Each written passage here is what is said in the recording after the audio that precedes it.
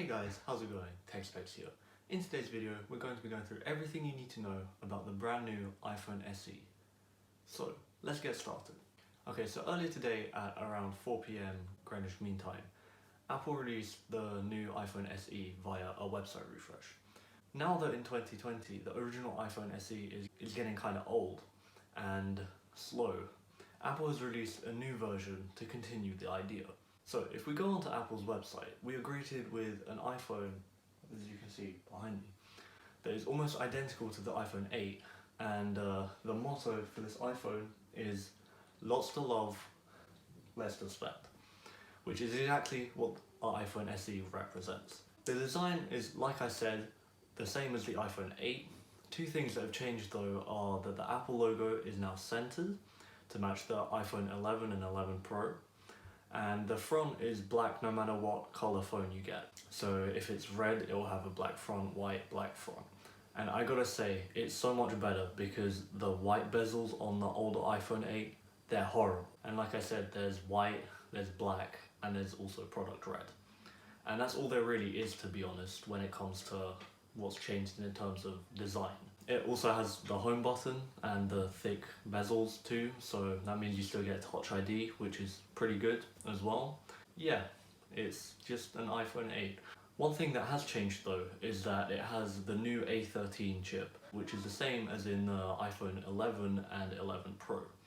This means that the performance should be quite good and up to today's standards, and it means that stuff like gaming or just general usage should be a lot more smoother. Moving on to the camera, there's still the same single 12 megapixel rear camera and 7 megapixel selfie camera as on the iPhone 8. However, like the iPhone XR, you can still do portrait shots, which add a blur around the subject.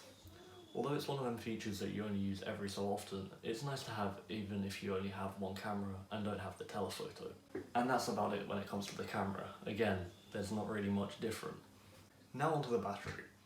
Apple claims that the battery is around the same as the iPhone 8, and it says that you can have up to 13 hours of straight video playback, 8 hours of straight streaming videos, or 40 hours of straight audio playback, which are quite weird metrics, to be honest with you.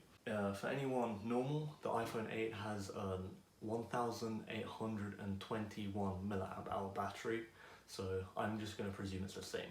Other things to note is that it has haptic touch instead of the 3D touch on the iPhone 8, so they've completely removed it. It has dual SIM compatibility, and it has Wi-Fi 6 and gigabit class LTE support. It also has wireless charging, obviously because it has a glass back, and like the iPhone 8 and newer iPhones, it has the IP certification for water resistance, so Apple claims it can withstand 30 minutes underwater at a depth of 1 meter. And last of all, we have the price.